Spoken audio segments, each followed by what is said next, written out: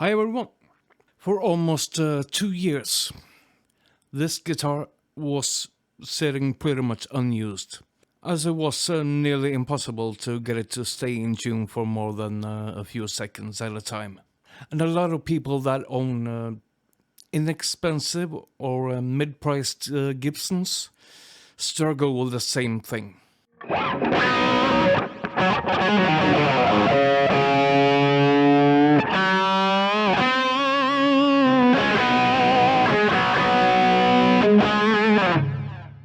A little bit of a backstory on this guitar. It's a 60s tribute Les Paul that I bought about 5 years ago, I think, when these replaced the old studio models. And for a few months after getting it, it actually worked pretty well. And then it started having tuning issues. And what a lot of people know that use Gibsons, it's a combination of two things that cause it. One of them is a ridiculously steep angle on the headstock, and also the angle on the strings from the nut towards the tuners. First, what I did was the obvious things: change out the tuners and the nuts and the bridge. And that helped for about 2 weeks. What really happens is, because of the break angle from the nut towards the tuners, especially the G and D strings dig themselves into the nut, and you have to keep filing and lubricating and all that shit constantly. And I didn't trust that guitar for a live gig or a studio work or anything like that. So about 1.5 years ago, I stumbled across a video on YouTube. There was a demo of the String Butler. It's a German-made little invention. It's really simple. You mount it over the E tuners. On the other side, you have rollers that make sure there's no friction whatsoever.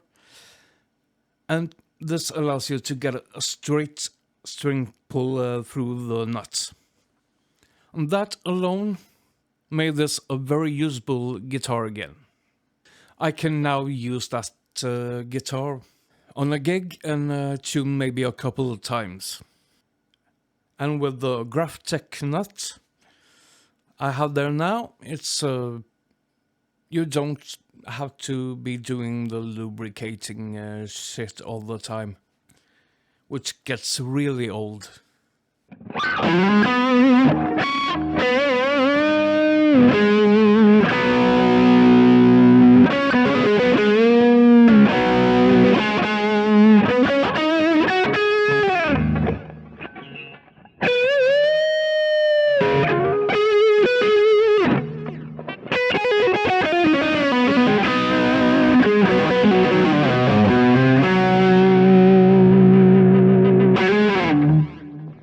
So if you are struggling with a guitar with a 3+3 headstock, I can really recommend picking one of these things up.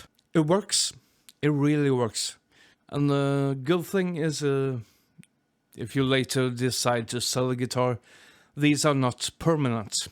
Just loosen the nuts on top here and just remove it. And for a price at about 40 euros or $40 or thereabouts, it's well worth the investment. I'll leave links where you can find them. Do check them out.